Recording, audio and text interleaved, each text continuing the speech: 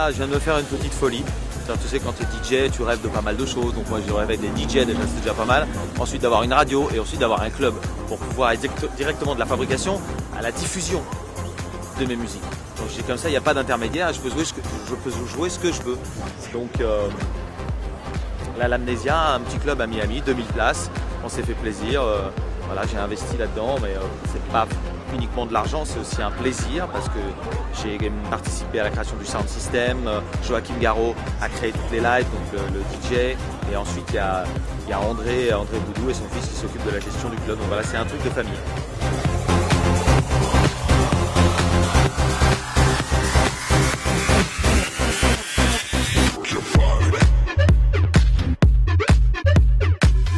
Soirée d'inauguration, c'était assez intense parce que j'étais très timide et j'étais un peu stressé. Comme si je jouais pour la première fois à l'époque, je créais ma propre soirée et que je voulais jouer du hip-hop et j'emmerdais tout le monde, je voulais jouer ce que je veux.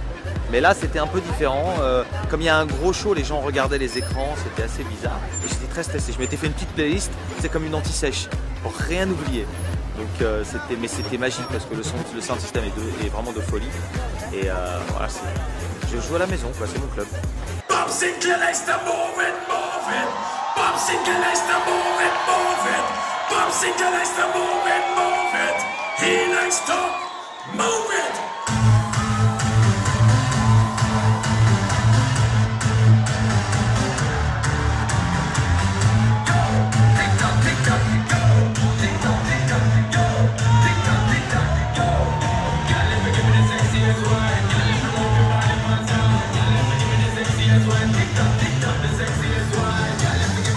Il y a une grosse concurrence à Miami, donc il y a beaucoup de clubs, donc les gros DJ sont tous bookés à des sommes incroyables. Là, en ce moment c'est un peu la surenchère, donc on va essayer de ne pas rentrer justement dans cette surenchère et peut-être inviter plus des DJ français un peu moins connus, mais essayer de créer des soirées à thème, peut-être essayer de créer justement des DJ aussi, de faire monter un peu le buzz sur certains noms.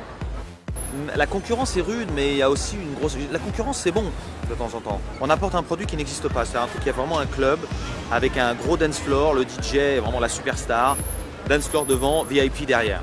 Et aujourd'hui, moi, depuis 12 ans, je viens jouer ici. J'avais vu l'évolution du clubbing aller vers un clubbing plus VIP, où on fait les entrées à 100$, où il n'y a que les gens qui ont beaucoup d'argent peuvent rentrer dans le club. Ils peuvent... tu sais, ils transforment les dance floors en VIP, donc ils mettent des bouteilles, alors c'est 5000 la table, machin, voilà. C'est uniquement réservé qu'à des gens exclusifs. Moi je veux pas de ça, moi je veux un mélange.